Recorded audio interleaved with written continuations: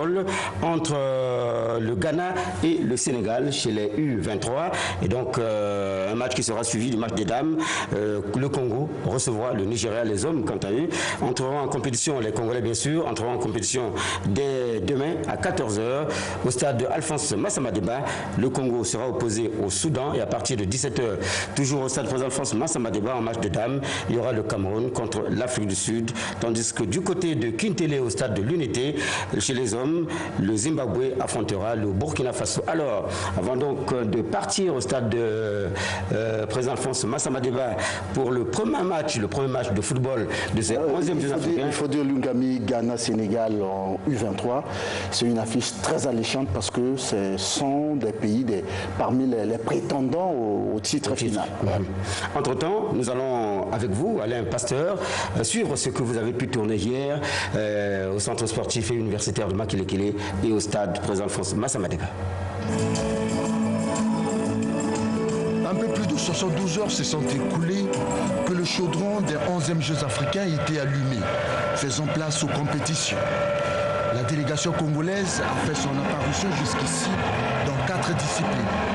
L'escrime, le badminton, le volleyball et la gymnastique. Les 2 premières disciplines qui décernent déjà leurs médailles aux vainqueurs ont vu les Congolais être soufflés dès leur entrée en matière. La participation congolaise en escrime et au badminton n'a duré que le temps d'un éclair. Cependant, en gymnastique, où 13 Congolais compétissent dans les épreuves de la gymnastique aérobique en individuel, hommes et dames et en duo mixte, la journée n'a pas comblé toutes les attentes, mais a laissé transparaître une chance évidente de médaille avec le duo Mungondo-Tia, dans une compétition qui reste jusqu'ici l'apanage des Sud-Africains et des pays du Maghreb. C'est ce matin que toute la qualification se fait. Et pour dire que l'équipe congolaise se porte à merveille, le Congo est sorti 4e par rapport aux résultats. C'est que nous sommes déjà qualifiés pour la finale, ce qui signifie qu'au niveau de l'aérobic, les enfants se sont bien préparés et le moral est haut. Au volleyball masculin, où le Congo a signé son entrée en compétition hier, les Diables Rouges se sont spectaculairement fait remarquer par un volleyball de haute facture.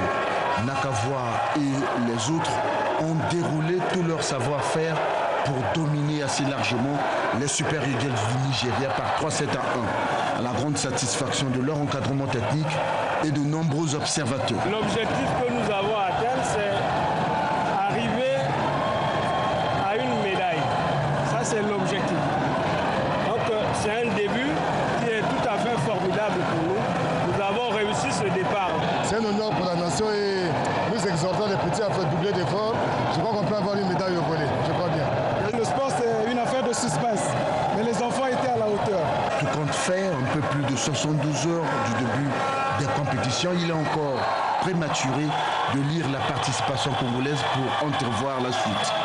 Il est bien vrai que les disciplines attendues, chance évidente de médaille, entrent en compétition en début de cette semaine.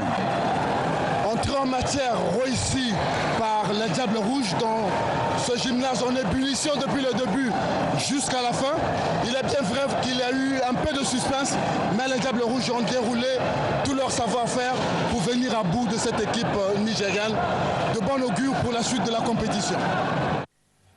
Voilà, Alain Pasteur, depuis le gymnase Henri Elende, place complexe sportif, président Alphonse Massamba Deba. Je rappelle la composition des groupes au niveau du volleyball. Dans la poule H, les hommes, il y a le Congo, le Mozambique, l'Égypte, la Gambie, le Nigeria et le Botswana. Dans ce groupe, je crois que l'équipe la plus rude, la plus capée là-dedans, c'est l'Égypte. C'est l'Égypte. Il faudra donc voir ce dont seront capables les Diables Rouges face aux Égyptiens. Dans la poule B, il y a le Cameroun, le Cap-Vert, l'Algérie, le Rwanda, les Seychelles et le Ghana. Dans la poule A, chez les dames, il y a le Congo, le Sénégal, le Congo qui a pris une touche fois devant l'Égypte, 3-0, 3-7-0. Il y a donc le Congo, le Sénégal, le Ghana, l'Égypte, le Botswana et les Seychelles. Dans la poule B, on retrouve l'Algérie, le Nigeria, le Cap-Vert, le Cameroun, le Mozambique et le Kenya. Quelques résultats enregistrés jusque-là, toujours au volleyball. Il y a donc la la défaite du Congo, la lourde défaite du Congo devant l'Égypte 0-3. Le Sénégal a battu le Ghana, nous sommes là chez les dames, 3-7-1. Les Seychelles ont étrillé le Botswana 4-7-1 chez les hommes. Nous rappelons que le Congo a dominé le Nigeria 3-7-1. L'Égypte a dominé de son côté le Botswana 3-7-0. Rappelez aussi qu'hier, du côté, nous sommes là, nous revenons au football, du côté de Bissau, capitale de la Guinée-Bissau, les Diables Rouges sont allés battre les Bissau-Guinéens sur le score sans appel de 4-2 en éliminatoire de la CAN 2017. C'était un match comptant pour la deuxième journée. L'autre match du groupe E entre la Zambie et le Kenya. Il va se jouer cet après-midi, ce sera du côté de Nairobi. Alors, est-ce que nous pouvons suivre le résumé de Serge Fulbert Kimna Makombo avec les 4 buts de Fodé Doré. Une soirée très dorée. Voilà. Journal de rouge vêtu en deuxième journée des éliminatoires de la CAN 2017 qui abritera le Gabon. Ayant pris une sérieuse option pour la victoire, les Diables Rouges Football voient l'étoile de Fodé Doré briller de 1000 feux pour leur permettre de mener à la mi-temps par 2 buts à 0.